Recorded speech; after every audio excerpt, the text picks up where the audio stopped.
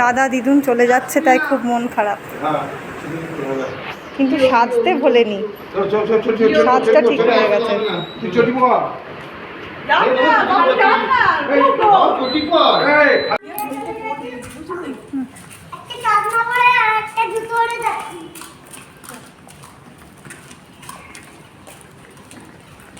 মায়েরা বর্ধমান চলে যাচ্ছে, বাড়ি চলে যাচ্ছে, সবারই খুবই মন খারাপ।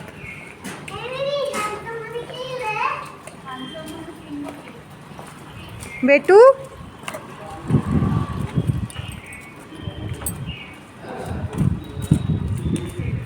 প্রচণ্ড রোদ গরম, এত রোদ গরম মানে এখনই 45 ডিগ্রি টেম্পারেচার।